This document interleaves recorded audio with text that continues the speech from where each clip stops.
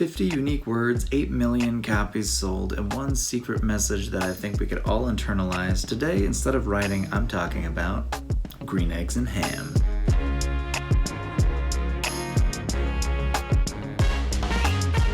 Green Eggs and Ham. It's a classic children's book that actually came about as the product of a bet between Dr. Seuss, the author, and his publisher at the time. The publisher bet him that he could not write a whole book using only 50 unique words. Dr. Seuss said, "Oh yeah, we got Green Eggs and Ham." The main storyline is pretty simple to follow. Okay, you got this guy Sam. He's trying to get this unnamed character to try green eggs and ham for the first time. We don't know if it's a frenemy, if it's a friend. They don't get into specific details, but this guy goes through the ringer with this Sam I Am, trying to convince him to eat it. Through Sam's persistence, he finally does get him to eat it, and wouldn't you know it, that guy likes it. Mikey, he likes it. I am aging myself. At first glance, the book is pretty silly and whimsical. It's a Seuss after all, and a book that's a Seuss is a book that is loose with grammar and language. That silly goose. Any children's book that's worth its salt also has a deeper, positive, or thoughtful message for kids to kind of chew on. Kids are much more mature than we give them credit for. Sometimes they say things that are too mature, and it makes us feel uncomfortable. One time, I was a teenager working at a school summer camp, and a child comes up to me and asked me, "Mr. Kenny, why do you have so many red dots on your face?" Well, look at me now. I don't have as many dots on my face. I think the most obvious message in Green Eggs and Ham is really clear. Don't be afraid to try new things. You might like them. After all, this unnamed character with a black hat, he seemed to like them. Try them. You will see. Try new things. But I think that the plot is worth looking a little bit closer at because, like any really good children's book that's worth its salt, there's also a deeper, thoughtful message planted in there for adults to appreciate. So as they read it for the 50th time to their child in the same day, it will finally sink into their heads. So to get there, I think we need to look at Green Eggs and Ham in a couple of new ways. First of all, method number one, we can look at Sam as a protagonist of the novel.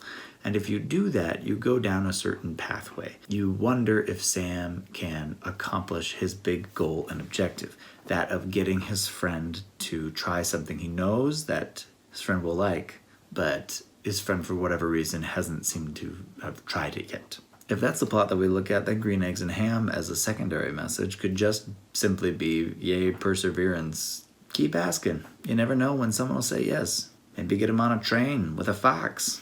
Now, the second way we can look at it, and the way that I think is maybe a little bit more interesting, we could look at the friend character, the unnamed character, as the protagonist.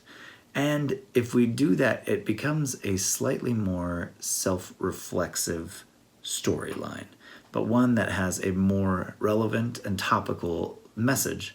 Let me tell you why. It was a mildly cold day in beautiful Southern California in the middle of December, and my family and I decided to go check out a movie. So we headed over to see The Greatest Showman that was playing.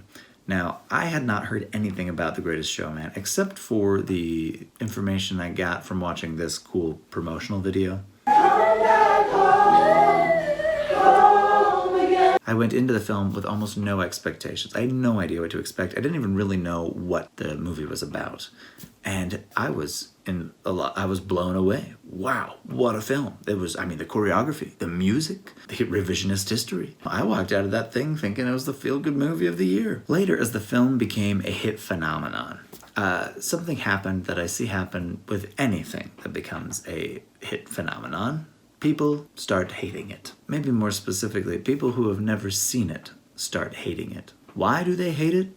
Because other people liked it. Maybe they're sick of hearing the music. Maybe they're sick of hearing recommendations about it. I don't know. I liked it. So what does that have to do with Green Eggs and Ham? If we view the unnamed character as the protagonist, then suddenly his storyline is all about his personal battle of overcoming his dislike for Sam I Am in order to get to something that could be very rewarding for him. Think about it. His first line is, "I do not like that Sam I Am." And he allows this dislike of Sam I Am to prejudice his opinion about green eggs and ham, even though he's never tried it. Finally, through the persistence of Sam I Am, he does try it and he likes it. He really likes it. Now, if we have a net value gain for him of you get to interact with something that's going to be a really positive influence on your life, what's Dr. Seuss trying to tell us? I think Dr. Seuss is trying to say, don't let other people influence how you perceive the world around you.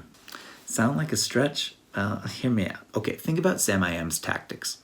He asks the guy to try green eggs and ham in virtually every feasible scenario he can think of. How about in a box? How about with a fox? How about on a train? In a car? In the dark? Who eats eggs in the dark? Gollum. Gollum would eat eggs in the dark. The character says no, no, no, no, no. It reminds me of the Cards Against Humanity poll of the state of America that they did recently, in which they asked Democrats and Republicans if the other party's platform was scientifically proven to be better for the country, and would you change political parties? And people responded with an astounding, no, I would not change it. Why the rock-hard resolution to be unyielding, Mr. Hat Guy? See, green eggs and ham is important and relevant to today because each one of us is the unnamed hat character. I was really glad that I got to see a movie before I let other things dictate what my opinion of them should be. I mean, what an exhausting world to live in. And it's almost impossible to develop innovative and original opinions unless you can somehow isolate your perspective from the ones that are influencing it. I'm not saying put yourself into a bubble and don't interact with anything.